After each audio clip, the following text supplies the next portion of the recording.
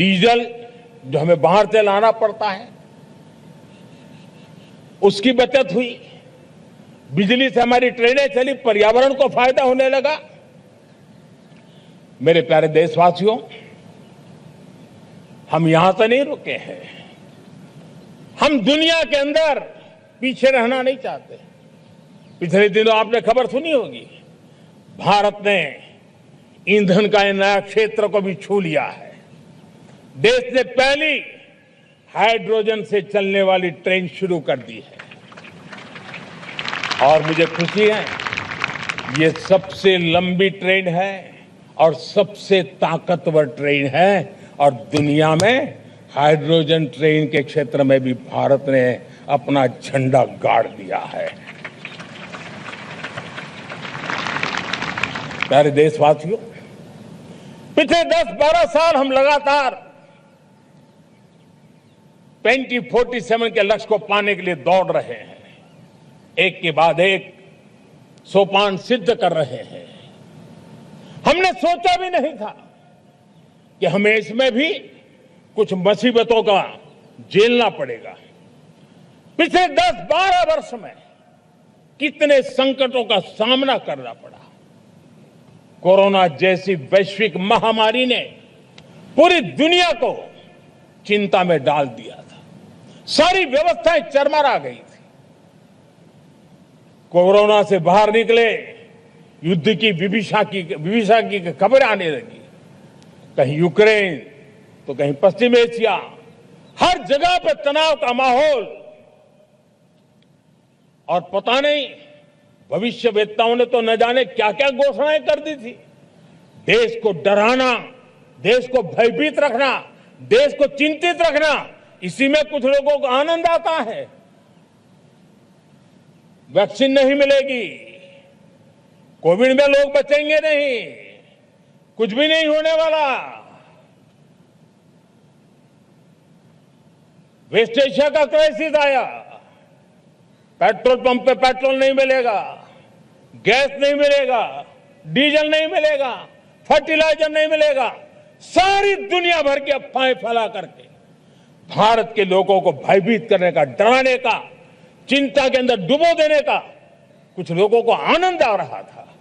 लेकिन देश ने देख लिया कि पिछले 10-12 साल की सुविचारित योजनाएं रंग ला रही है और हम इतने बड़े संकट के बावजूद भी नागरिक देवो भव के मंत्र को लेकर के जीते हुए भारत ने जो तैयारियां की थी, एक के बाद एक कदम उठाया था।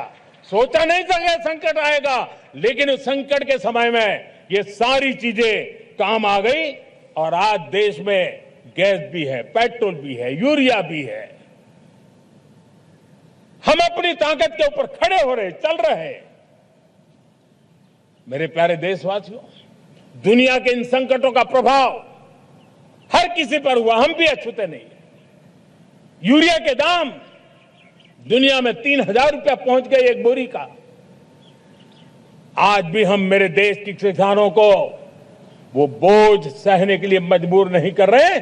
सरकार अपने कंधों पर वो बोझ उठा रहा है और दुनिया से जो 3,000 रुपया में यूरिया का बोरा हमें मिलता है, वो हमारे किसानों को हम सिर्फ 300 रुपये में दे पाते हैं।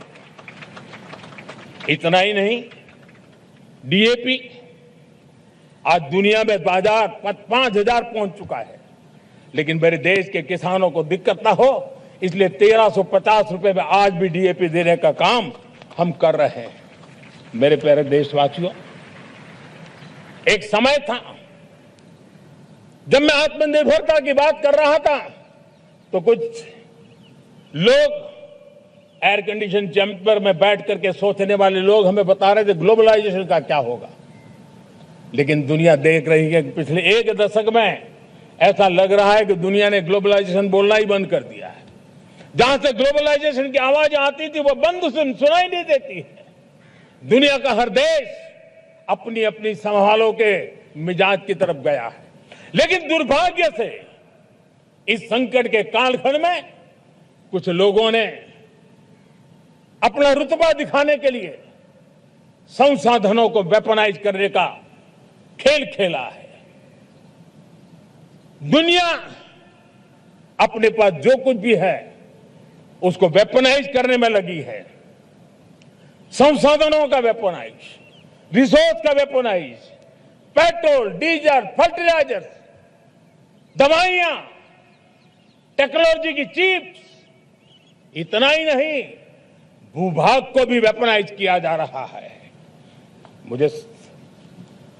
और ऐसे समय अगर हम आत्मनिर्भरता मंत्र को लेकर 10 साल सही दिशा में न चले होते तो हम कल्पना कर सकते हैं कि ऐसी चुनौतियों का मजबूती से मुकाबला कैसे करते।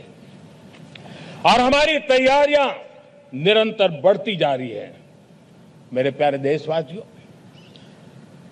दूसरी तरफ आज भारत का प्रोफाइल पूरी तरफ बढ़ रहा है। आज भारत दुनिया के लिए एक स्वीकृत और सम्मानीय देश के रूप में बन रहा है। भारत के पास स्थिर पॉलिटिकल मैंडेट है, स्थिर सरकार है, भारत का वाइब्रेंट लोकतंत्र है, भारत का मजबूत न्याय तंत्र है और हम सबको दिशा देने वाला भारत का संविधान है। और अब दुनिया हमारे इन सामर्थ्य को पहचानने लगी है। और इसलिए 2014 के बाद दुनिया करीब करीब 40 देशों के साथ हमारा FTA एग्रीमेंट हो रहा है। अब देखिए कितना बड़ा अवसर आया है।